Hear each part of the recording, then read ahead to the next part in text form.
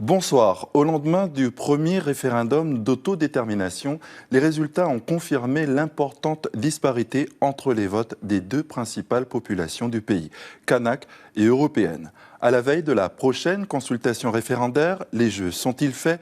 Quels sont les points de convergence pour que les Calédoniens puissent se reconnaître dans un projet de société? On en parle tout de suite.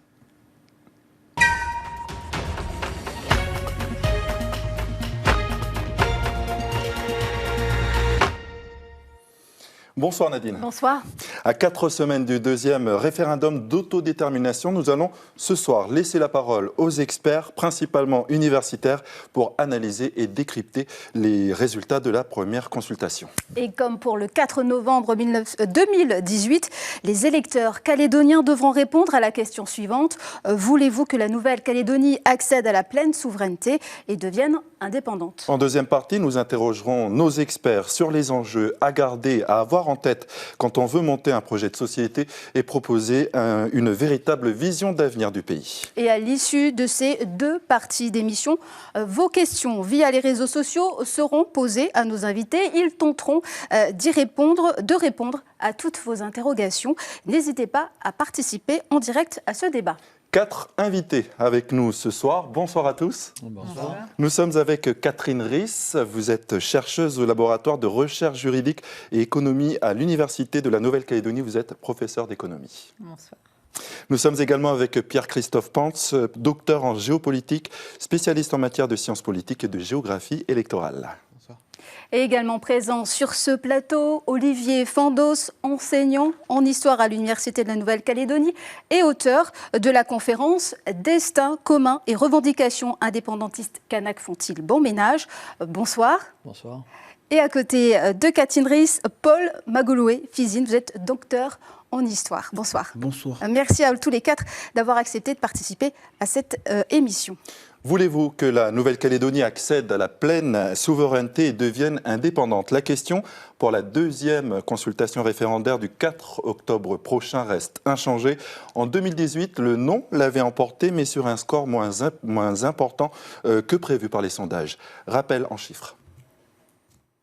Au jour du scrutin, 175 165 électeurs étaient inscrits sur la liste électorale spéciale pour la consultation de 2018, avec pour résultat officiel et définitif 56,7% des suffrages exprimés pour le non à l'accession à la pleine souveraineté et 43,3% pour le oui. Seules 18 500 voix séparent les deux positionnements. Pas de victoire massive, mais un rapport de force analysé comme récurrent, représentatif des mêmes tendances politiques depuis une trentaine d'années, la bipolarisation. En province sud, le non l'emporte à 74,12%, tandis que dans le nord et les îles, le oui recueille plus de 75% des suffrages exprimés. À noter que dans de nombreuses communes, les votes diffèrent, plutôt pour le non au village et pour le oui en tribu. En dépit des 33 000 abstentionnistes, dont 57% sont inscrits en province sud, 4 électeurs sur 5 se sont déplacés aux urnes. Une participation historique de 81% qualifiée par le Premier ministre Édouard Philippe de véritable succès démocratique et populaire. À ce taux de participation élevé s'ajoute la fierté d'avoir mené à bien ce rendez-vous historique. La classe politique, l'État et la commission de contrôle sont unanimes. Le scrutin s'est déroulé dans d'excellentes conditions matérielles et d'organisation. Aucune irrégularité n'a été de nature à altérer sa régularité et sa sincérité. Mais les lendemains déchantent avec ce deuxième référendum, position radicalisée, rupture du dialogue entre les partenaires, absence de consensus sur la date, les bureaux délocalisés ou encore l'utilisation du drapeau français tricolore. Et dans cette première partie, nous verrons en quoi ce référendum 2020 est différent de celui de 2018, autant sur l'échiquier politique que sur son organisation. Alors nous sommes donc ce soir avec nos 4 invités. Alors, première question pour vous, Pierre-Christophe Pantz, en tant qu'expert en géopolitique. Vous affirmez que le scrutin de 2018 a plutôt débouché sur un constat d'échec en termes de processus politique. Il n'y a pas eu de grand bouleversement en tout cas. Eh bien, quand on regarde un petit peu les 30 ans d'années d'élections provinciales qui ont servi un peu de baromètre au système politique en Nouvelle-Calédonie, on constate que les choses ont très peu changé finalement, que le rapport de force entre indépendantistes et non-indépendantistes ont très peu évolué. Et finalement, quand on regarde la répartition des suffrages, on se rend compte qu'il y a une cristallisation du vote, que ce soit géographique, ethnique ou social. Donc c'est en ça que ce référendum n'a pas apporté de véritables révélations sur ce vote-là. Il a été assez conforme finalement à ce qu'on a pu observer depuis une trentaine d'années. À quel niveau ça s'est renforcé, la radicalisation ? Eh bien, je dirais pas que ça s'est renforcé, mais en tout cas, ça s'est cristallisé, vraiment, ça s'est matérialisé dans les résultats. Je pense par exemple aux tendances de vote par ethnie, notamment. On constate dans la répartition des votes, eh bien, pour résumer et pour un peu grossir le trait, que finalement les Kanaks votent majoritairement indépendantistes et que les non-Kanaks votent toujours majoritairement pour des partis non indépendantistes. D'ailleurs, on va diffuser une des cartes que vous avez pour mieux étayer votre explication. Eh bien, quand on regarde un petit peu cette carte, ce qui est assez étonnant, c'est que d'une élection à l'autre, on peut quasiment reprendre les mêmes couleurs, les mêmes résultats, et on se rend compte que finalement, eh bien, au bout de ce processus politique de 30 ans, on a quasiment les mêmes choses qui se passent. Et donc, la vraie question à se poser, c'est est-ce qu'après ce premier référendum, est-ce que les choses vont évoluer ? En 2 ans, c'est vrai que c'est des questions qui méritent réflexion quand on regarde cette extrême stabilité depuis une trentaine d'années. Olivier Fandos, voter indépendantiste, le vote indépendantiste est-il un vote ethnique au regard notamment des cartes, que la carte qu'on a pu voir ? Oui, on voit bien que quand les sondages sont sortis avant le premier référendum, on annonçait un 70-30 pour le non. On partait du principe où, au bout de 30 ans d'accord, on va dire que les populations vivent mieux, il y a des progrès économiques, des progrès sociaux, les gens sont devenus salariés, on a une irruption de la mondialisation qui s'est accrue. On s'est dit, avec l'accroissement des études universitaires des jeunes, on s'est dit certainement les nouvelles générations vont abandonner finalement l'idée d'indépendance. C'était ça un peu l'idée. Or, on se rend compte qu'il y a quelque chose d'irréductible, finalement, dans la revendication indépendantiste, parce qu'on touche au niveau de l'émotionnel. On est vraiment dans les notions de dignité, les notions c'est l'état de colonisé, finalement, qui se transmet de génération en génération. Et ça, ça ne bouge pas depuis 30 ans. Donc c'est ça le véritable enseignement. Et on s'est posé la question, est-ce qu'il y avait un clivage peut-être économique ? Alors, si on prend par exemple sur les quartiers de Nouméa, le vote indépendantiste sur Nouméa, on va prendre la moitié des Nouméa sur les quartiers dits populaires. On n'a qu'un électeur sur 3 finalement qui a voté pour le oui. C'est à peu près 7000 électeurs sur les 20 000 des quartiers populaires. Donc, on se rend compte que finalement, c'est vraiment un vote qui est beaucoup plus identitaire que social ou voilà. Parce qu'on a des communautés qui ont les mêmes problèmes, par exemple, que la communauté kanak, donc qui vivent dans les mêmes quartiers. Je pense aux communautés wallisiennes, aux communautés océaniennes dans leur ensemble. Et finalement, le oui a quand même concerné majoritairement les Kanaks. Après, il y aura des nuances, on en reparlera. Merci. Votre analyse, Paul Fizine, sur le vote indépendantiste est un vote identitaire, ancré, irréductible, comme le disait Olivier Fandos ? Oui, je rejoins l'analyse de Pierre-Christophe Pons, avec notamment cette excellente carte qui montre bien qu'il y a une corrélation entre le vote indépendantiste et le vote kanak. Et sur le rôle des coutumiers, cette légitimité qui est mise en exergue notamment par Dynamique Autochtone, qui appelle, elle, à voter non contre le projet d'État indépendantiste du FLNKS, n'est-ce pas là ? Comment expliquer cette position ? Je pense qu'il y a d'autres facteurs qui pourraient expliquer la démarche de Dynamique Autochtone, mais je ne m'avancerai pas dessus puisque je n'ai pas tous les éléments. Cependant, je veux dire que pour ce cas précis, il faut tenir compte de l'espace géographique et du contexte historique de ces dernières années. Je pense qu'ils peuvent expliquer ce vote. Catherine Riss, pour vous, ce n'était pas non plus une grande surprise, c'est ce que vous me disiez quand on préparait cette émission, c'est conforme à la démographie ? Oui, tout à fait. On rejoint l'analyse. Le vote indépendantiste est un vote du peuple colonisé, du peuple kanak. Et on retrouve ça et après chaque élection, avec la surprise, ça a quand même été le taux de participation, avec une mobilisation qui a été extraordinaire. Je me souviens au soir du référendum où on était aussi sur des plateaux télé où on ne pouvait pas présenter les résultats parce qu'on ne les connaissait pas. Le dépouillement était beaucoup plus long que prévu parce qu'il y a eu une mobilisation exceptionnelle. La surprise, elle était là. Alors, focus sur les facteurs qui ont influencé ou qui peuvent influencer la participation, notamment ce fameux sondage en 2018. Finalement, un trompe-l'œil, Pierre-Christophe Pantz. Un trompe-l'œil, oui, parce que encore une fois, je me répète, mais quand on regarde les élections depuis 30 ans, on constate que finalement, eh bien, les résultats sont toujours conformes, à très peu de chiffres près. Je crois qu'entre l'élection qui a suivi l'accord de Nouméa en 1999, on était à un peu plus de 40%. À l'élection provinciale de l'année dernière, on était à 42,4%. Donc, on a très peu progressé dans l'évolution du rapport de force entre indépendantistes et non-indépendantistes. Et c'est justement l'inverse de se dire que finalement, les sondages auraient entièrement renversé la table et on constate juste que ce référendum s'est inscrit dans la continuité de l'ensemble des élections provinciales depuis une trentaine d'années. Comment expliquer qu'il n'y a pas de sondage là, Olivier Fandos, pour ce deuxième consultation? Alors, il y a des sondages, mais ils restent un petit peu au sein des partis politiques. Donc, parce qu'on ne souhaite pas forcément les diffuser. Je pense que personne n'a envie forcément de les diffuser. Vu l'échec, on va dire, des stratégies liées au premier sondage en 2018. Donc voilà, ils sont là. On a une étude notamment qu'on verra en deuxième partie là, sur un petit peu les questions que se posent les Calédoniens, donc les projets de société. En fait, je pense que les partis politiques ont travaillé essentiellement sur les questions que se posent les Calédoniens pour ce deuxième référendum. Les sondages ont porté essentiellement là-dessus pour voir un petit peu, pour répondre après dans les différents projets de société à ces questions-là. Sur la participation, toujours, quels facteurs peuvent influencer cette participation, Paul Fizine? Notamment aux îles où il y a eu un fort taux d'abstention. D'accord. Eh bien, je dirais que chacun a ses facteurs qui expliquent. Alors, notamment pour les îles Loyauté, on peut voir qu'il y a eu un taux de participation moindre de ce que l'on attendait. Et parmi les facteurs évoqués, c'était une certaine frilosité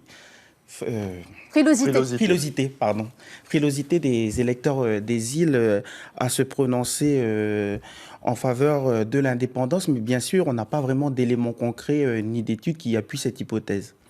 On a vu là une des cartes aussi de Pierre-Christophe Pantz sur le taux de participation.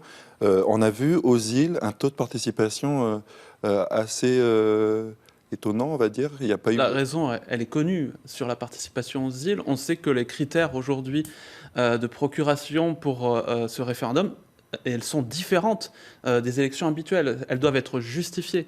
Donc, ce qui veut dire qu'aujourd'hui, eh bien, il est plus difficile pour n'importe quel électeur de pouvoir faire une procuration, alors que dans n'importe quelle autre élection, il suffit juste de demander une procuration, c'est fait. Là, pour 2020, il y a une simplification de la modalité. Il y a des simplifications, effectivement. Il y a également ce qui a été mis en place, les bureaux de vote délocalisés, qui permettent aux habitants de Nouméa de voter directement à Nouméa, et ce qui empêche finalement ce vote par procuration. Pourquoi avoir mis tout ça en place? Parce qu'aujourd'hui, il faut bien se rendre compte qu'il y a plus de 20 000 électeurs aux îles Loyauté pour à peu près 12 000 personnes en âge de voter. Donc quasiment 2 fois plus. Et donc à un moment donné, on ne peut pas faire en sorte qu'il y ait beaucoup plus de personnes qui votent que de personnes réellement présentes sur l'île. Et on le voit à toutes les élections, il y a toujours un flot important de procuration. Et là, c'était effectivement pour éviter qu'il y ait peut-être des votes un petit peu irréguliers, comme ça a pu se passer à certaines élections provinciales. Elles ont été annulées, notamment. Et donc, c'était pour qu'il y ait la plus grande sincérité dans le vote des îles Loyauté. Une remarque, Olivier Fandos. Oui, ce qui est intéressant, c'est que quand on prend les taux de participation des bureaux de vote décentralisés, il est pour 2018 de 94%, alors que l'ensemble des îles concernés n'a été que 68%. Donc on comprend bien l'enjeu, pourquoi les indépendantistes se sont battus ces derniers mois pour ouvrir les bureaux de vote décentralisés et pour réouvrir sur la dernière semaine les inscriptions.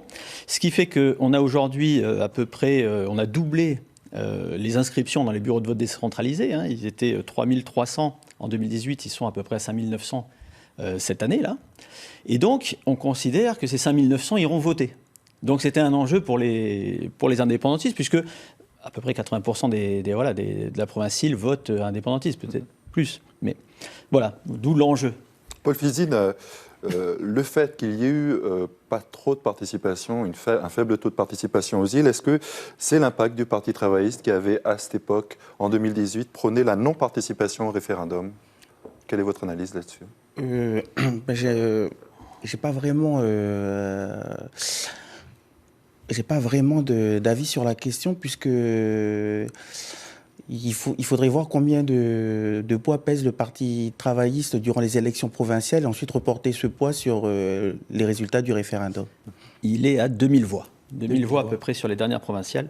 Et Dynamique autochtone, on en parlait tout à l'heure, ça représente quand même 1700 voix aux dernières municipales à Marais, ce qui n'est pas Alors négligeable. je vous pose à vous la question aussi, Olivier Fandos, est-ce que ça a eu l'impact du Parti travailliste avec sa non-participation comme consigne de vote?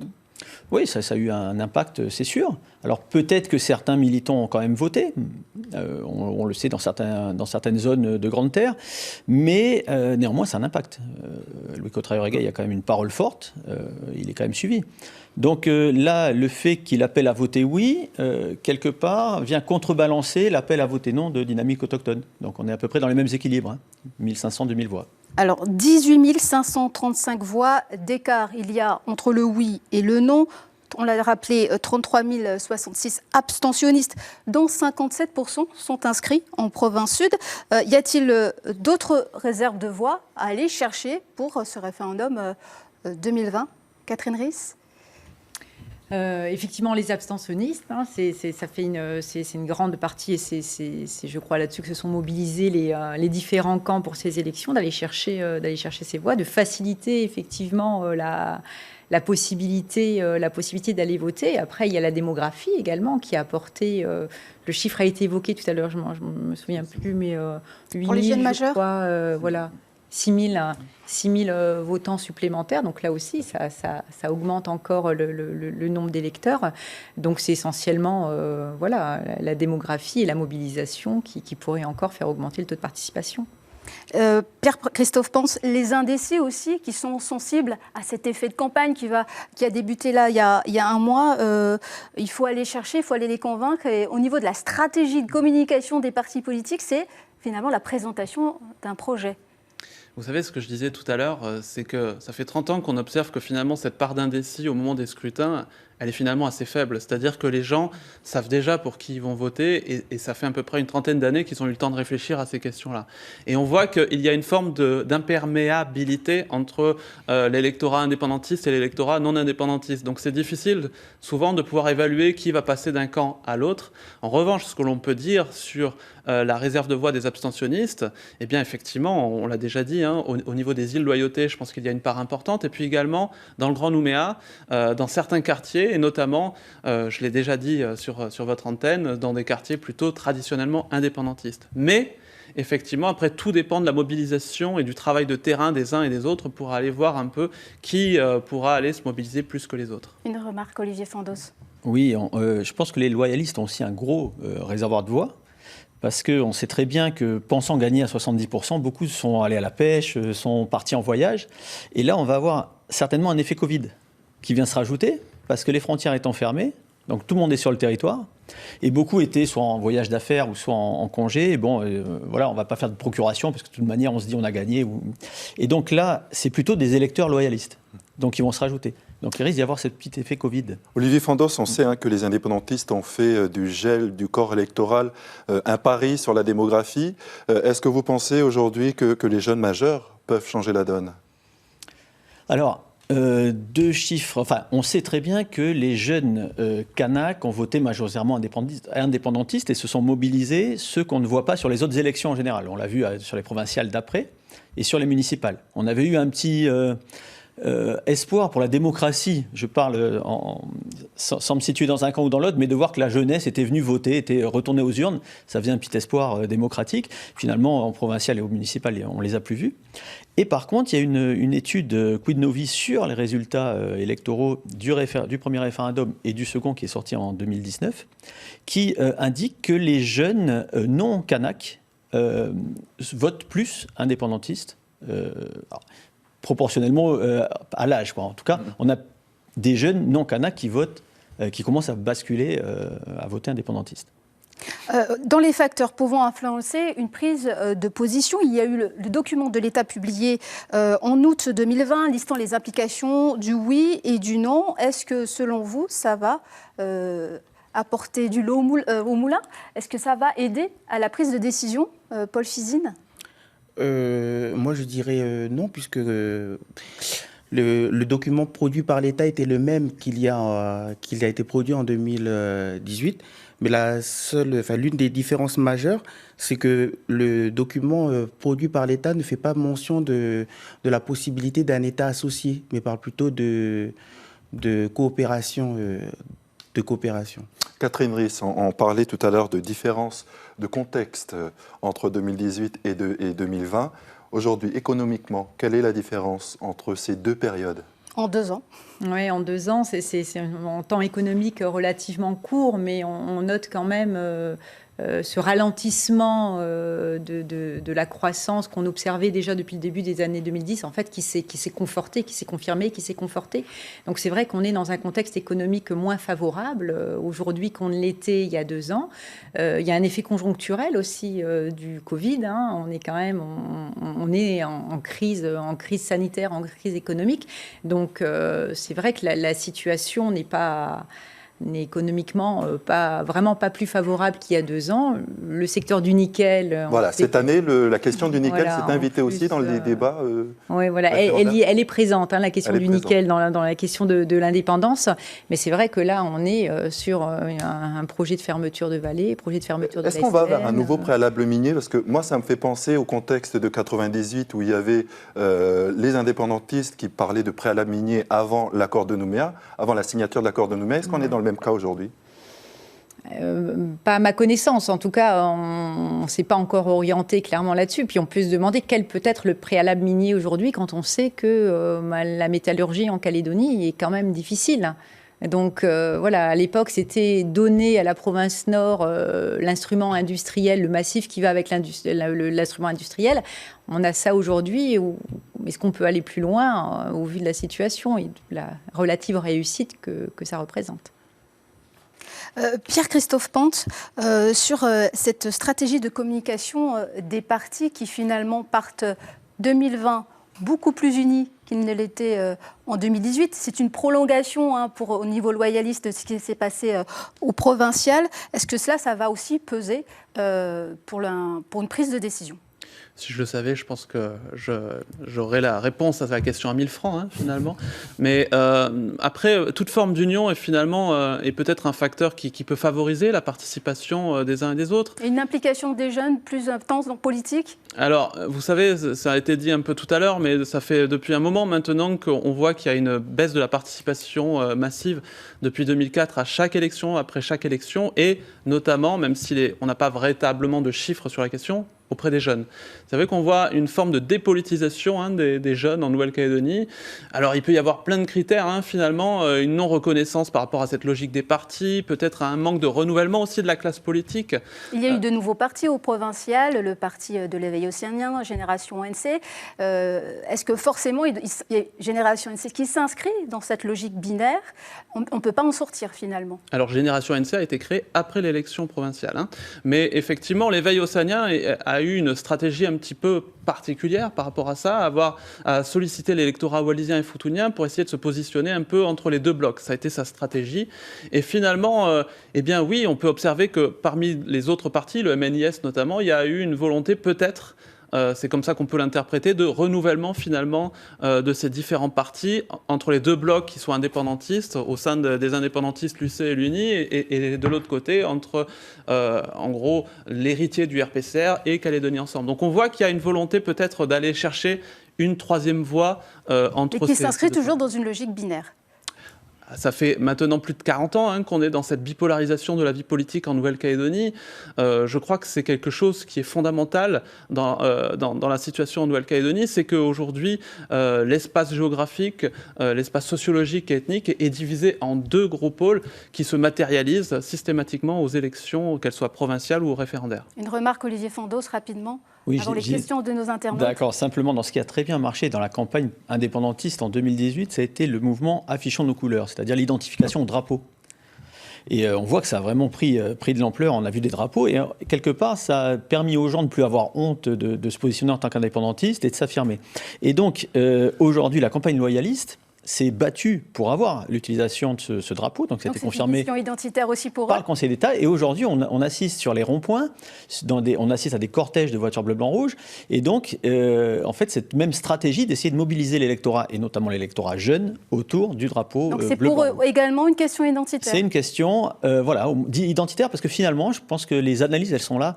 Ce vote-là, il est finalement très, très émotionnel. Mais ça ouvre quand même des possibilités de recours, cette utilisation, par exemple, du drapeau tricolore sur Et ça peut les documents de démobiliser campagne. au niveau de la participation. Là, le Conseil d'État a tranché normalement la semaine dernière, donc a priori, alors, est-ce qu'il y aura d'autres recours? Je ne sais pas. Alors tournons-nous à présent du côté du net, Nadine. Nous avons plusieurs questions d'internautes. Plusieurs questions d'internautes qui vont s'afficher sur vos écrans et nos experts ici présents tenteront d'y répondre. Alors, est-ce que les Calédoniens pourront garder leur nationalité française en cas de oui? Qui veut bien répondre? Catherine Riss? Je crois que le document qui a été diffusé par le Haut-Commissariat précise qu'effectivement, au-delà une fois si le oui sort des urnes, effectivement, on entre dans un nouveau système, un nouvel État à créer, etc. Et que l'État, aujourd'hui, ne peut pas s'engager sur cette question. Toute une histoire de convention avec entre États. Voilà, c'est ce qui sortira Paul Fizine. des nouvelles négociations, s'il y en a, en cas de oui. Si le oui l'emporte. Paul Fizine. Oui, je rejoins ce que Catherine Riss disait, c'est-à-dire qu'au lendemain du vote pour le référendum, les partis en présence se mettront autour de la table et Les partis en présence, mais pas forcément les partis signataires de l'accord de Nouméa. Est-ce que Olivier Fandos. Alors, si on lit le projet, notamment indépendantiste, qui souhaite ouvrir la possibilité de la double nationalité, maintenant, effectivement, c'est à la France de l'accepter ou pas. Donc, ça sera des négociations bilatérales avec la France, entre la Calédonie et la France.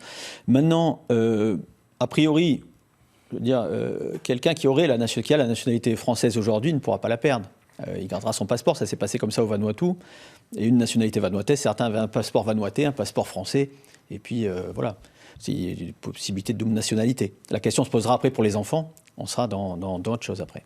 Pierre-Christophe Ponce? Oui, je pense qu'il y a un article très intéressant de Léa Havard sur le média Outre-mer 360 sur cette question. Et je crois que le véritable enjeu, c'est la question de la double nationalité.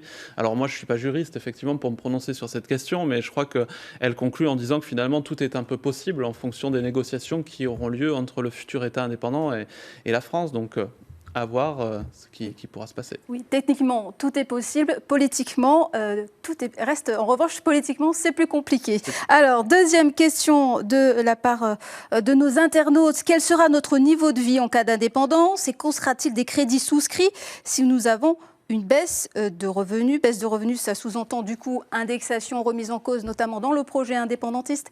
Catherine Riss d'abord, Olivier Fandos après. Alors, j'ai un peu de mal à dire quel sera notre niveau de vie en cas d'indépendance. On n'a pas les éléments pour le dire parce que l'indépendance, effectivement, ça se construit sur un projet.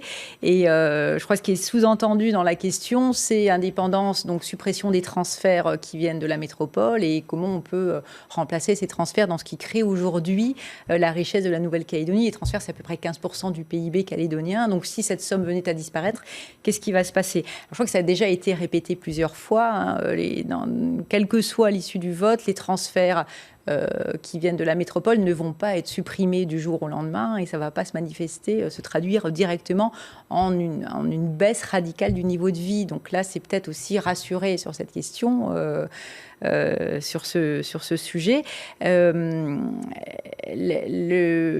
baisse du niveau de vie, moi j'ai envie de dire c'est indépendant de l'indépendance, c'est un peu maladroit de le dire, mais on est dans une situation politique. En fait, c'est la situation économique qui fait que, avec ou sans indépendance, la Nouvelle-Calédonie, effectivement, si elle ne crée pas plus de richesses qu'elle en crée aujourd'hui, avec une démographie qui continue à augmenter, effectivement, on a un PIB par habitant qui n'augmente plus beaucoup et qui peut baisser. Et qui appelle à des réformes plus structurelles. Voilà, tout à fait. Alors, dernière question de nos internautes. Les partisans du oui ont-ils prévu un départ des métropolitains et l'économie survivra-t-elle? Pierre-Christophe Pantz. Déjà, je ne vais pas m'exprimer à la place des partisans du oui, hein, mais après, effectivement, je pense que démographiquement, je ne peux pas m'exprimer sur une hypothèse comme celle-ci. Après, il faudra regarder un petit peu dans le détail, mais ce qui est sûr, bon, si on veut rester factuel, c'est que par rapport au précédent référendum, on constate que le solde migratoire a reculé de plus de 9000 personnes. Donc, est-ce que c'est lié au référendum? Est-ce que c'est lié au contexte économique? Après, on peut avoir différentes interprétations par rapport à ça, mais aller se projeter sur une évolution démographique, sur en cas d'indépendance ou pas d'indépendance, c'est un petit peu anticiper l'indépendance, justement. Pierre-Christophe Pantz, vous nous donnez justement l'occasion de faire la transition pour la deuxième partie. Peut-être Olivier Fandos, vous vouliez rajouter quelque chose? Simplement sur le départ, je pense que c'est lié aussi à la peur justement de l'indépendance, avec beaucoup de choses qui sont dites, ou peut-être le lendemain de l'indépendance, tout le monde on va être mis dehors en tant qu'Européens. J'ai essayé de démontrer dans ma conférence au Centre Chibaou au mois de juin, c'est-à-dire d'étudier en fait les discours indépendantistes, et à aucun moment dans ces discours-là, dans ces différents discours, il y a un rejet de l'autre. Maintenant, quand on entend aussi les indépendantistes, on entend qu'ils ont besoin de tout le monde aussi pour construire leur pays. Parce qu'effectivement, dans le projet, si les gens partent, effectivement, l'économie après va être en difficulté. On va en parler en deuxième partie des projets. Je vous propose d'ailleurs d'y aller dans cette deuxième partie de cette émission. Voyons ensemble les éléments à avoir en tête pour bâtir une véritable vision d'avenir pour le pays. L'un d'eux est déjà la capacité à gérer les transferts de compétences. Explication. Au cœur de l'accession à la pleine souveraineté, ce sont les compétences régaliennes, autrement dit, les compétences exclusives qui caractérisent un État et le différencient d'une autre institution. Au cœur de cette activité étatique, la monnaie, son émission, la sécurisation de sa circulation, le crédit et les finances publiques. Il y a la défense et ses forces armées, la justice avec les tribunaux, la Cour territoriale des comptes et le service pénitentiaire, la police, les relations internationales et enfin l'enseignement supérieur et la recherche. Dans le cadre du processus de décolonisation acté par l'accord de Nouméa, l'État associe la Nouvelle-Calédonie dans certains domaines exclusifs. Exemple, les relations extérieures où la Nouvelle-Calédonie est de plus en plus active sur la scène diplomatique régionale. En matière de police, certaines compétences sont partagées, elles font l'objet de lois de pays. Il s'agit de la sécurité maritime, le sauvetage en mer et la sécurité aérienne. Ces compétences partagées entre l'État et la Nouvelle-Calédonie sont exercées au sein d'un même service dit mixte, exemple la direction de l'aviation civile. Au niveau des établissements publics, il ne reste plus qu'un seul établissement à transférer, l'ADRAF, l'Agence de développement rural et d'aménagement foncier. À ce jour, le Congrès n'a pas fait de demande pour transférer cet établissement. Aucune résolution non plus pour le transfert des compétences de l'article 27. Il s'agit des règles concernant l'administration, le contrôle de légalité, l'enseignement supérieur et la communication audiovisuelle. Ces compétences de l'article 27 sont perçues comme un transfert optionnel pour les loyalistes. En revanche, elles sont obligatoires pour les indépendantistes. Projet et avenir, quel modèle pour demain? On en parle dans cette seconde partie d'émission. Alors, première question. Pour cette seconde partie, on fait un tour de table. Quelles sont pour vous les bases pour bâtir un projet de société? Pierre-Christophe Pantz. Bonne question. C'est difficile de se projeter sur quelque chose qui n'a pas encore eu lieu sans qu'on ait un peu connaissance des résultats du oui ou du non. Moi, ce que je peux dire d'un point de vue de la géographie électorale, puisque c'est mon domaine, c'est que très concrètement, aujourd'hui, on regarde que cette bipolarité qui existe depuis une trentaine d'années entre indépendantistes et indépendantistes, elle a besoin de se renouveler. Parce qu'aujourd'hui, elle accapare, elle écrase un petit peu tous les autres types d'enjeux.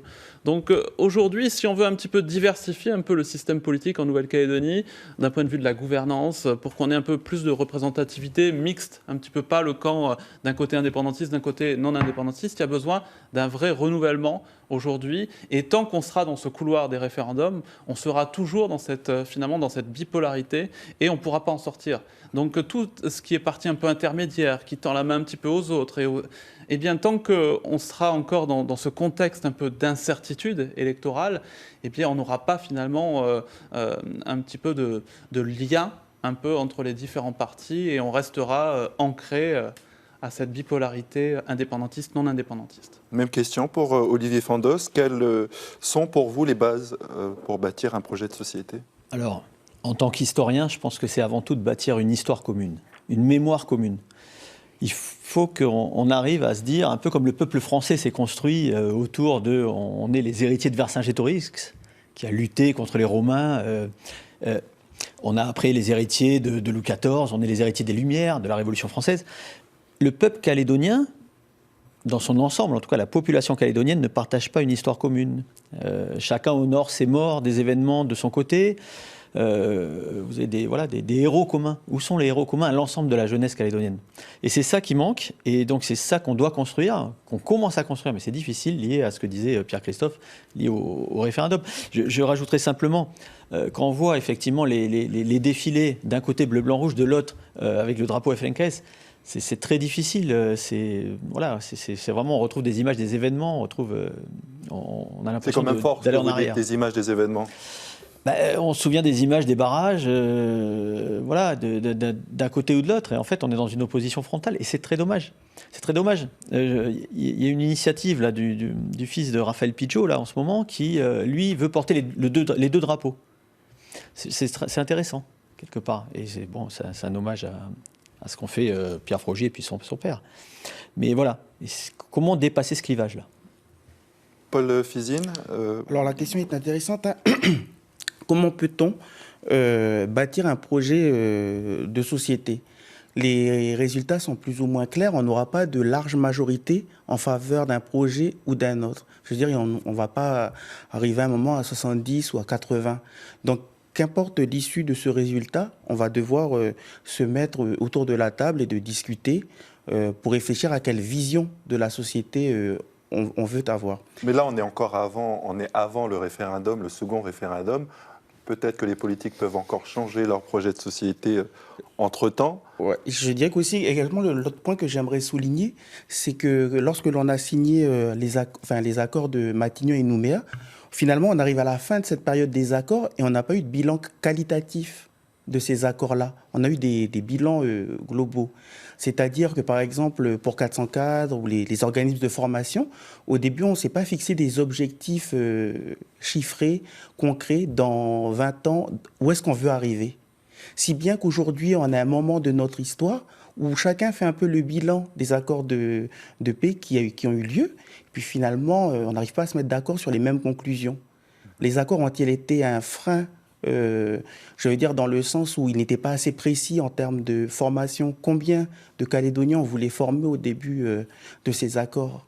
Donc, il y a eu un bilan qui avait été fait en 2018, avant le premier référendum, un bilan mené par le haut-commissaire de l'époque. Donc vous voulez plus un bilan sur le qualitatif. Exactement. En termes de formation. En forme de chiffres, exactement ce qu'on attendait au début des accords. En termes, je veux dire, on n'a pas le nombre de personnel qu'on souhaitait former dès le départ. On s'est donné des objectifs globaux, si bien qu'aujourd'hui, on arrive à un moment de notre histoire où chacun tire un bilan de ces accords sans vraiment avoir un bilan exhaustif. Ce bilan-là, selon vous, permettrait de construire une société, un projet de société pour demain? Ou de créer une lecture commune du chemin parcouru. Ça serait une base de travail. Ça serait une base. Parce que pour l'instant, on sait que la société calédonienne a progressé globalement, mais on n'a pas de chiffres exacts des objectifs dès le départ.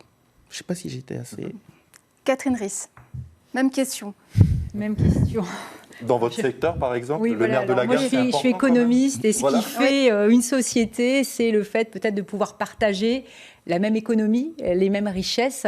Et c'est vrai que peut-être ce manque d'homogénéité de l'économie, de la population calédonienne est, je pense, dommageable à la construction du destin commun. On est quand même dans un pays où les disparités socio-économiques sont énormes. D'une province à une autre. D'une province à une autre, d'une ethnie à une autre, d'un groupe à un autre, que ce soit en termes de revenus, de niveau de vie, de conditions de vie, d'accès au pouvoir, d'accès à la formation. Et c'est vrai que ça ça nourrit, ces disparités socio-économiques nourrissent aussi ces disparités finalement politiques. Et une société avec un niveau d'inégalité comme celui qu'on connaît en Nouvelle-Calédonie n'est pas propice à la construction d'un destin commun. Catherine Riss, vous constatez pour votre part qu'on est en retard en termes de qualification de la population. En quoi la formation des hommes est un facteur de croissance ? Là, je vais vous faire un cours sur la théorie de la croissance endogène. Je vais éviter ça. Gentiment. En fait, gentiment. En fait, aujourd'hui, on voit, c'est ce qu'on constate dans les économies développées, la création de richesses, elle se fait par des structures internes à l'économie, parce que l'économie est capable de générer par elle-même. Et l'un des facteurs les plus importants en Nouvelle-Calédonie, c'est ce qui a créé la croissance sur les dernières décennies et partout ailleurs dans le monde, c'est la population et la capacité de la population à pouvoir travailler, à pouvoir avoir un emploi, donc à apporter sa contribution à la production du pays, à consommer, à payer des impôts, à participer à cette économie, à cette création de richesses. Donc on est vraiment là-dedans. Et cet accès à l'emploi, cet accès au travail et à la capacité à consommer, à payer des impôts, elle est très fortement liée. Le premier déterminant, c'est la formation, le niveau de qualification. Effectivement, ce retard qu'a la Nouvelle-Calédonie en termes de formation de sa population a une conséquence sur la population en emploi et donc sur la richesse qui peut être créée dans le pays. Et également, on en parlait un petit peu tout à l'heure, en termes de diversification et de relais de la croissance pour la Nouvelle-Calédonie. On parle des relais de la croissance de l'économie post-nickel depuis maintenant bien longtemps, en essayant d'avoir des politiques économiques qui vont vers l'économie bleue, l'économie verte, le tourisme, l'économie numérique, etc. Un peu comme dicté par un dogme. Les études démontrent qu'en fait, c'est une population formée qui est le plus à même de développer des activités, des secteurs qui seront porteurs de richesse et qui seront porteurs de croissance, en faisant confiance en ces personnes et aux marchés qui les accompagnent. Un pari sur la jeunesse, Pierre-Christophe Pans. Et du coup, en termes de formation, en termes de bilan qualitatif par rapport au bilan des accords de Nouméa qui a été publié en août 2008, ce pari sur la jeunesse, pour l'avenir, ça va conditionner une prise de position pour ce deuxième référendum ? Alors, 2 points. La première chose, c'est que, effectivement, pour revenir un petit peu en arrière, ce qui a motivé la signature des accords de Matignon-Oudinot, c'était le mot-clé rééquilibrage. Rééquilibrer géographiquement, socialement, ethniquement, je pense que c'était vraiment ce qui a motivé cet accord, pour qu'il y ait moins d'inégalités. Alors, pour essayer d'avoir une lecture un petit peu équilibrée, on peut dire qu'effectivement, il y a des choses qui ont été faites en matière de discrimination positive, en matière de rééquilibrage, justement. Mais aujourd'hui, peut-être que la question à se poser, c'est peut-être d'avoir, comme le disait Paul Fizine, d'avoir un petit peu un état des lieux, finalement, de la situation, d'un point de vue social, d'un point de vue géographique, d'un point de vue ethnique, pour qu'on puisse se dire, finalement, où est-ce qu'on en est ? Est-ce qu'on est allé suffisamment loin pour qu'on ait une société plus homogène, et peut-être qu'on tient là finalement les ferments finalement d'une société un peu plus homogène et qui pourrait aboutir à quelque chose d'autre. Parlons de gouvernance à présent. Qu'est-ce que vous retenez des projets qui ont été présentés sur cette question, des projets de société ? Notamment sur le rééquilibrage. Pour les uns, il faut revoir cette clé de répartition et il y a une hyper-provincialisation pour ce qui est des projets loyalistes. Et Olivier Fandos. Oui, c'est effectivement, c'est des projets différents. Sur le projet loyaliste, c'est revoir la clé de répartition, effectivement. Donc, parce on considère du côté loyaliste que, effectivement, la population du Nord et des îles n'a pas été, vit à Nouméa, ça veut dire que c'est un échec du rééquilibrage, c'est ce qui est dit. Et donc de l'accord, et donc de l'accord, du bilan au niveau de 75% de la population calédonienne. Oui, 3 Calédoniens sur 4 vivent en province, dans le Grand Nouméa, on va dire, et 2 sur 3 à Nouméa.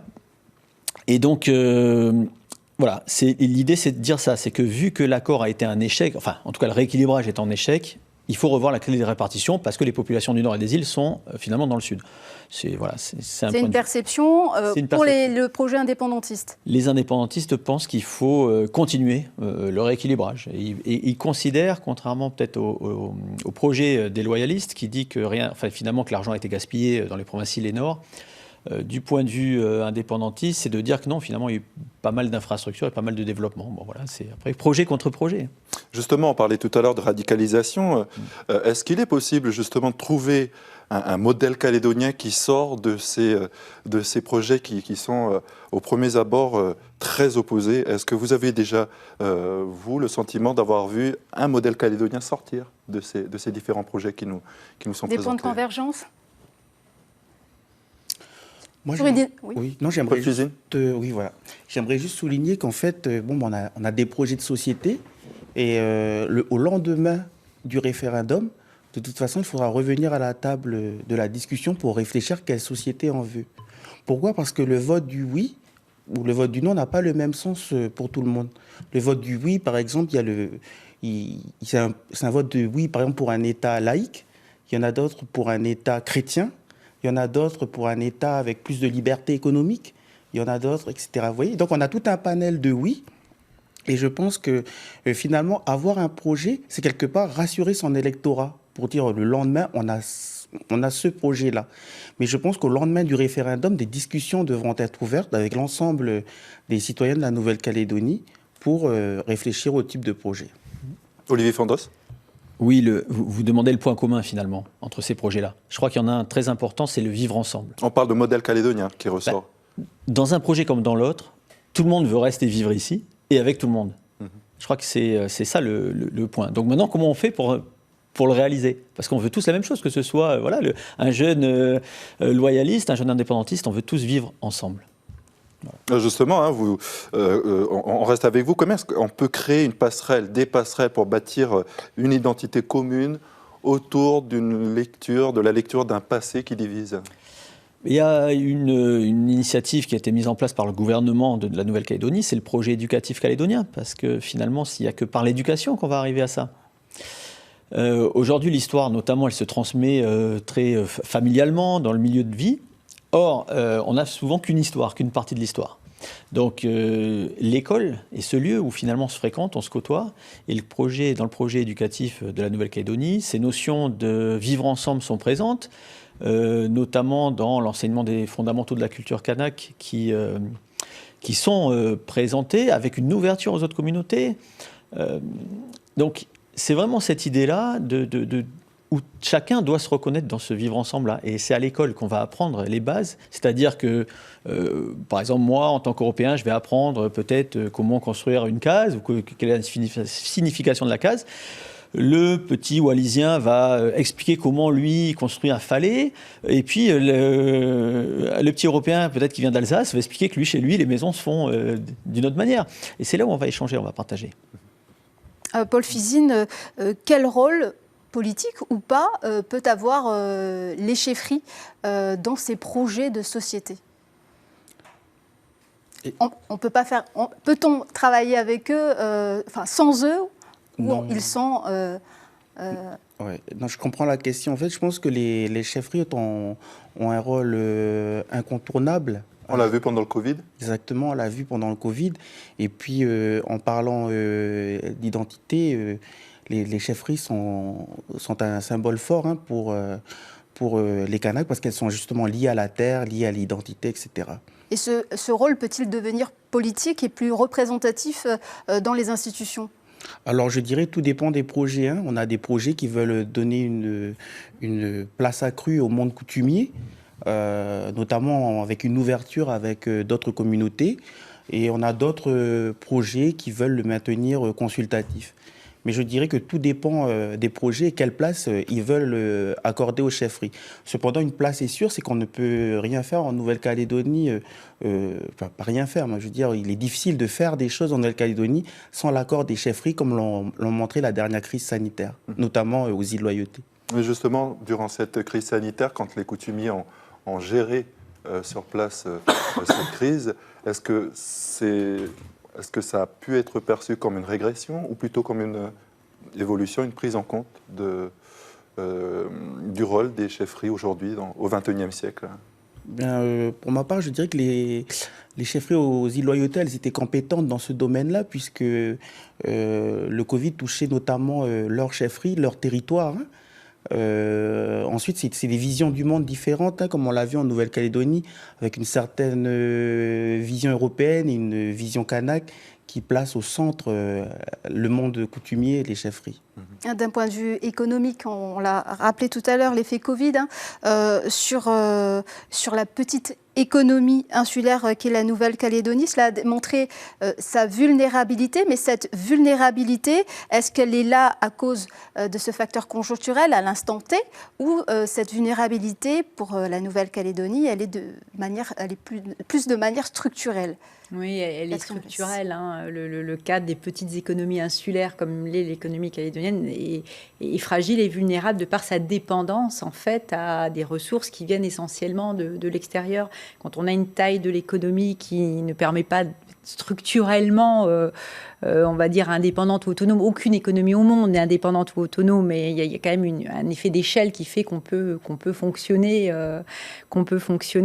L'économie calédonienne a toujours été très dépendante de l'extérieur. On a évoqué les transferts qui viennent de la France. L'autre grand facteur qui fait varier le niveau de PIB tous les ans, c'est les cours du nickel. Et effectivement, c'est des ressources extérieures qui rendent cette économie fragile, comme toute économie, comme toute petite économie. Pour autant, les transferts publics de l'État ont baissé. Une baisse a été amorcée depuis les années 80. Comment l'économie calédonienne s'est-elle maintenue ?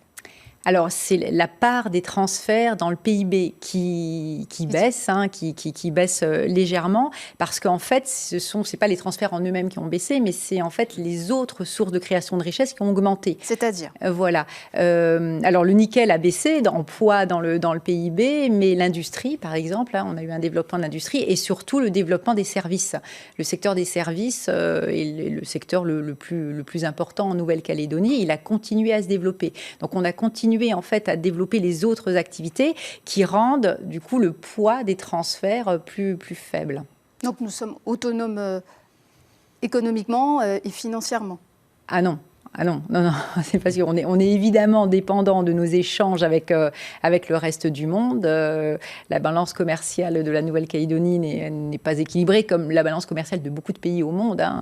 Voilà. Évidemment, on n'est absolument pas autonome économiquement. Alors, a-t-on les moyens économiques pour assurer un transfert de compétences régaliennes et en termes non seulement de capacité financière, mais de capacité humaine et de niveau de formation? Oui, c'est une autre question. Le transfert des compétences est toujours accompagné du montant qui permet la réalisation de ces... la réalisation de ces compétences en fait par la Nouvelle-Calédonie. Donc les dotations, les compensations. Voilà, tout à fait. Donc c'est plus une question de capacité de la Nouvelle-Calédonie à assumer déjà une volonté de le faire pour les dernières compétences à transférer, et ensuite une capacité de la Nouvelle-Calédonie, comme vous le disiez, en termes de capital humain, de compétences humaines à pouvoir le faire. Alors justement, parlant de compétences humaines, les dispositifs de formation pour calédoniser les projets, les postes de cadres, est-ce qu'ils ont atteint leurs objectifs? Pierre-Christophe Pantz. Je pense que ce n'est pas à moi de répondre à cette question. Je pense qu'il y a des chiffres qui peuvent l'attester. Peut-être qu'il n'y a pas suffisamment d'études sur la question. Mais sur cette question des ressources humaines, finalement, je crois qu'il y a quand même beaucoup de choses qui ont été faites. Faut-il encore peut-être qu'il y ait un vrai état des lieux, finalement, de la situation? Qu'on disait tout à l'heure. Exactement. Mais moi, permettez-moi, si je peux juste dire quelque chose, peut-être qui sort un peu de ces considérations économiques, c'est qu'au final, le vrai enjeu aujourd'hui, c'est qu'on puisse avoir un retour au chemin du dialogue, comme pouvait le dire Emmanuel Macron. Et je crois que c'est vraiment ça qui pourra redonner confiance et qui pourra un petit peu nous donner des perspectives d'avenir par rapport à la société que l'on veut créer. Et effectivement, ce chemin du dialogue, il est complètement écrasé, obnubilé par les enjeux référendaires. Et tant qu'on sera finalement dans cette opposition entre indépendantistes et non-indépendantistes, on aura toujours ce dialogue qui sera rompu. On constate aujourd'hui, par rapport à la communication pré-référendaire, qu'il y a une vraie radicalité qui s'est créée entre les deux camps. Et finalement, cet écart qui s'est creusé de plus en plus entre les différentes positions politiques, on se rend bien compte qu'aujourd'hui, les deux camps n'ont jamais été aussi loin les uns des autres, et c'est difficile aujourd'hui pour pouvoir avoir une vraie visibilité sur ce que sera la Nouvelle-Calédonie de demain, au-delà des résultats du référendum, de voir qu'on a deux blocs qui se distancient de plus en plus en mesure que les échéances arrivent. Donc effectivement, il y a toutes ces considérations en matière de ressources humaines, économique, mais également aussi par rapport à ce chemin un peu du dialogue qui reste à reconstituer. Olivier Fandos? Simplement pour revenir à la question sur la formation. Je pense que Paul Fizine et Pierre-Christophe ne me contrediront pas. On a aujourd'hui notamment des jeunes qui ont un niveau d'études jusqu'au doctorat et qui, quand ils viennent ici, ont du mal à trouver de l'emploi. Et là, ça devient compliqué. Je pense même au leader de l'éveil océanien, Melakulo Tukumuli, docteur en maths, qui se retrouve dans une entreprise privée du bâtiment. C'est difficile pour nos jeunes. On envoie nos jeunes se former, et John Passa le disait très bien, le démontre. John Passa, qui est sociologue. Qui est sociologue, pardon. On encourage nos jeunes à aller se former. On leur dit, reviens, tu auras un travail, va chercher un diplôme. Ils y vont, ils arrivent avec des bacs +8 aujourd'hui. Aujourd'hui, le niveau est vraiment d'études à monter. Et arrivé ici, le marché de l'emploi est quand même assez petit. On a du mal à leur trouver un poste. Catherine Riss et Paul Fizine ensuite. Alors, je crois qu'on a tous autour de nous l'exemple de quelqu'un qui a fait des études, un bac +2, bac +5, etc., bac +8, et mon cousin, il a bac +8, il n'a pas de boulot, alors que celui qui s'est arrêté au bac, il a un boulot. En fait, il y a effectivement les expériences personnelles, et il y a les statistiques qui représentent une tendance globale. Et toutes les statistiques, et encore plus en Nouvelle-Calédonie peut-être qu'ailleurs, montrent un réel rendement du diplôme. Et le taux, alors je n'ai pas les chiffres en tête parce que je pensais pas les évoquer ce soir, mais le taux d'emploi est beaucoup plus élevé avec le niveau d'études. Okay. Alors évidemment, il y a toujours une personne qui a un diplôme qui n'a pas de travail, mais statistiquement, il y a une corrélation positive très forte entre le niveau de qualification et le taux d'insertion professionnelle. Paul Fizine. Voilà, je ne vais pas contredire les chiffres, mais on en discutait tout à l'heure sur le vivre ensemble. Qu'est-ce qui peut permettre ou qu'est-ce qui peut saper le vivre ensemble? Je dirais que c'est peut-être le sentiment que l'ascenseur social est en panne. Le fait qu'on a le sentiment que les générations d'aujourd'hui vivent moins bien que ceux de leurs parents. C'était un constat dans les années 80 déjà que l'ascenseur social était en panne. Aujourd'hui, le constat est toujours là? Bien, je ne dirais pas que le constat est en là, puisqu'il y a des chiffres, mais je dirais que quand on a un fort sentiment que justement cet ascenseur social-là est en panne, notamment la réussite par l'école, par les chemins traditionnels. Une question de vivre ensemble, donc vous le disiez tout à l'heure, a du mal à se mettre en place. Est-ce que c'est spécifique à la Nouvelle-Calédonie, cette situation-là, de difficulté de mise en place d'un vivre ensemble? Je dirais qu'on a une histoire particulière. Hein. On a des passés qui sont... on a un vivre ensemble qui est commun, mais on a un passé qui est différent. Les mémoires se transmettent dans les familles avec tout à l'heure, Olivier Fandos disait qu'on a l'impression que la mémoire des colonisés s'est transmise dans les familles. Et d'ailleurs, pour avoir discuté, certains me disaient, mais peut-être que le premier vote, c'était le vote identitaire, c'était le vote... Les gens ont voté parce que ça fait 30 ans qu'ils attendaient de pouvoir faire ce vote-là. Et puis peut-être que le deuxième vote, ils vont réfléchir, ils vont peser le pour et le contre. Peut-être que ça va être le vote de la raison. Voilà, je n'ai pas la réponse, mais je reste sur ma position de dire qu'il y a un sentiment fort qui est prégnant dans la société calédonienne, que l'ascenseur social est en panne, que l'école est en panne. Je n'ai pas les chiffres sur le taux de déscolarisation des jeunes, etc., le taux d'échec scolaire, mais on ne peut pas dire qu'on est au mieux. Il reste quelques minutes avant la fin de cette émission. Je vous propose de passer à présent aux questions Internet. Nadine. Alors, elle va s'afficher sur vos écrans. Cette première question Facebook, si le non l'emporte en province sud et le oui en provincie les nord, les deux provinces peuvent-elles demander leur détachement de la province sud? Donc c'est la différenciation provinciale prônée par Pierre Frogier, la partition et voire un fédéralisme, Olivier Fandos. Alors, je dirais que dans ce sens-là, clairement non. Le projet indépendantiste n'est pas un projet de partition. Donc, si la province Nord, voilà, ça ne viendra pas de la province Nord, elles ne se détacheront pas. La question, il faudrait la poser, est-ce que la province Sud souhaitera se détacher? Ça, c'est, puisque vous parliez de Pierre Frogier, voilà, qui peut-être portait, alors ce n'était pas exactement une séparation, il n'allait peut-être pas jusque-là, mais en tout cas, effectivement, c'est des réflexions. La différenciation provinciale. C'est des questions qui se posent. Alors, il faut faire attention à cette partition. On a eu l'exemple de Mayotte et des Comores. c'est très très compliqué d'avoir un territoire français sur un même ensemble au départ, avoir un bout français et un bout indépendant, ça crée des problèmes sociaux terribles. Ça n'empêche pas un très exil. compliqué. Pardon ? Ça n'empêche pas l'exil. Voilà, ça n'empêche pas l'exil. Et bon, voilà. On aimerait avoir votre réponse pour cette question, Paul Fizine. Moi, je dirais, je reviendrai sur ma réponse de tout à l'heure. C'est la table des négociations après. Retrouver le chemin du dialogue, comme disait Pierre-Christophe Pans. Alors, deuxième question qui va s'afficher sur vos écrans. Si le oui l'emporte, peut-on avoir des garanties d'égalité entre communautés ? Qui veut répondre ? C'est très difficile parce que ce sont des Oui, questions c'est des questions éminemment politiques et nous avons affaire ici C'est les politiques à des et de experts droit universitaires. pourront vous répondre. On ne peut pas s'engager pour les Fandos. On ne peut que lire les projets de société et simplement dire ce qui est contenu dans chaque projet. Donc là, effectivement, on parle du oui, donc on regarde le projet indépendantiste. Dans ce projet-là, ils prennent le vivre ensemble et l'égalité entre communautés, entre tous les citoyens. Donc les trois valeurs, donc liberté, égalité, fraternité, voilà. Donc le vote de la raison, comme disait Paul Fizine, il faut donc s'informer et regarder chacun des deux projets de société. Troisième question qui va s'afficher sur votre écran. Si le oui passe, les diplômes français de nos enfants seront-ils reconnus ? Cette question encore... Alors c'est à la fois les peurs et les fantasmes qui sont exprimés. C'est renvoyant une fois de plus au projet de société. Oui, encore une fois, c'est qu'est-ce qui va se passer après ? C'est un saut dans le vide, dans l'inconnu. Ok, on vote oui, mais après, qu'est-ce qui va se passer ? C'est ce qui reste à négocier. Mais là, on a l'impression que c'est toujours la même question qui reviennent. Est-ce que ça veut dire que les projets de société qui nous sont présentés aujourd'hui ne sont pas assez clairs sur ces questions ?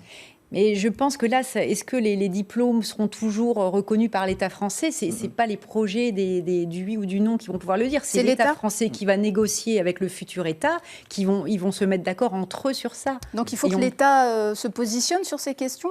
Mais l'État peut pas le faire maintenant. Par rapport aux pas l'État questions qui avaient été soumises, ce fameux sondage. Voilà, ça fait partie des questions. En fait, en octobre 2019, c'était le 19e comité des signataires. Effectivement, c'était encore Édouard Philippe. Et l'État s'était engagé à produire un document un document de communication pour répondre aux implications du oui ou du non à l'avenir. Et donc, c'est dans ce cadre-là qu'une étude a été commandée pour connaître les questions finalement qui intéressent les Calédoniens, dont celle-là en faisait partie. La reconnaissance. Il y avait le système de santé, la gouvernance, la nationalité, le vivre ensemble, l'emploi local. Vous voyez, un tas de questions et l'avenir institutionnel, bien sûr. Et donc, effectivement, on attendait un petit peu cette réponse de l'État. Je pense que l'ensemble des partis attendaient quelque chose. On a eu un document là, de 3 pages dans lequel l'État dit très clairement que, voilà, c'est ce que disait Catherine, on verra, après ça sera dans les relations, dans les négociations en fait. Voilà, on ne peut pas... Ouais. Une autre question Facebook. Alors, le drapeau commun n'est-il pas un bon début pour le vivre ensemble, Paul Fizine?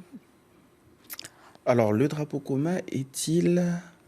Alors, est-ce qu'elle peut réapparaître, s'il vous plaît, sur l'écran? La troisième et dernière question, le drapeau commun n'est-il pas un bon début pour le vivre ensemble? Le drapeau qui fait partie des symboles qui sont inscrits dans l'accord de Nouméa avec l'hymne, la devise. Il y a eu... On parlait de panne de l'ascenseur social au niveau de ces symboles-là. Il y a eu aussi une panne. Le drapeau... Alors moi, je dirais tout dépend du sens que l'on met dans ce drapeau. C'est-à-dire, est-ce que c'est le drapeau d'un pays indépendant? Est-ce que c'est le drapeau d'un pays, d'une région de la France? Et je pense que le plus important, c'est le projet de société qui, de toute façon, devrait aborder. Et ce qui est intéressant, c'est qu'on a le projet des indépendantistes, on a le projet des loyalistes. Et la question que je me pose, c'est quel est le projet de l'État pour la Nouvelle-Calédonie si elle devient indépendante ou si elle ne le devient pas. Finalement, c'est la position de l'État que l'on n'a pas vraiment. Et je pense on n'en a pas avec le document qui a été publié et déjà en 2018. Oui, je pense que justement, le fait de ne pas se positionner maintenant lui permettra de se positionner après le référendum. On arrive pratiquement à la fin de cette émission. On va faire un dernier tour de table avec cette question. cette question que je vous posais en début d'émission. Est-ce que les jeux sont faits? Je m'adresse à Catherine Riss. D'après vous, est-ce que les jeux sont faits? C'est difficile comme question.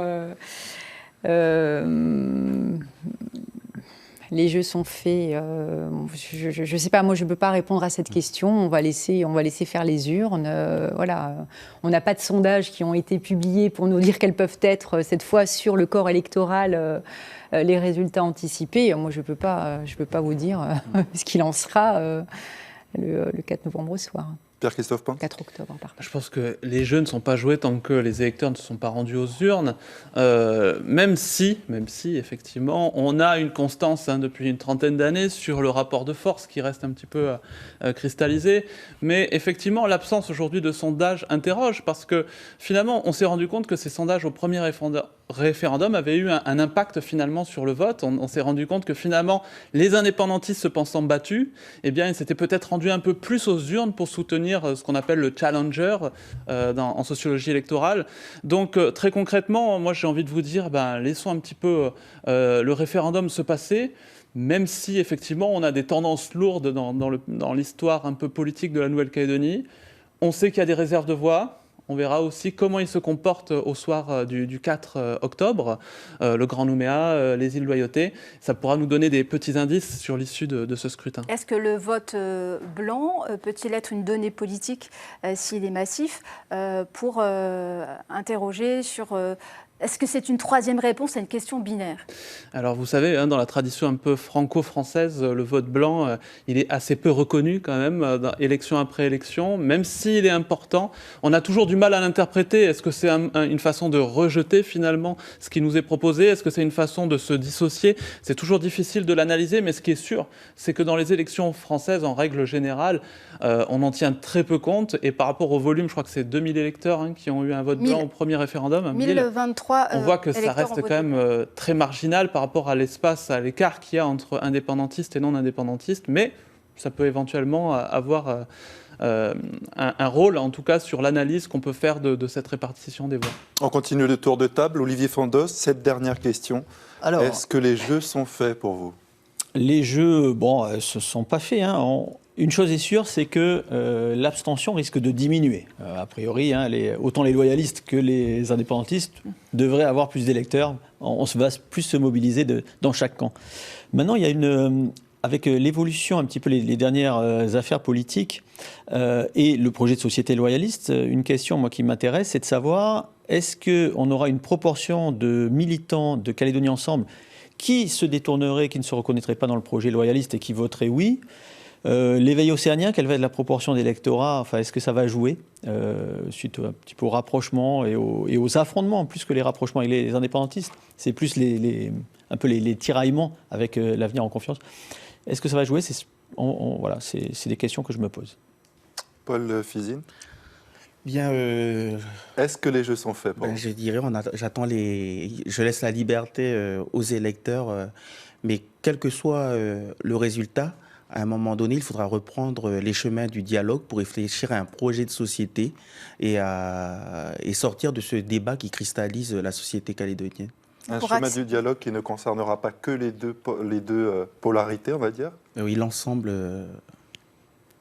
puisqu'en fait, la Nouvelle-Calédonie est à la recherche de son projet de société. Même s'il y en a plusieurs, au final, il en faudrait un. Merci à chacun d'avoir participé à cette émission. Une émission disponible bientôt en replay et rediffusée prochainement sur nos antennes. Et puis on se retrouve jeudi prochain pour un débat plus politique, projet contre projet, à quelques semaines du deuxième référendum d'autodétermination. Vos questions sont les bienvenues sur notre page Facebook. On les attend avec impatience. À bientôt.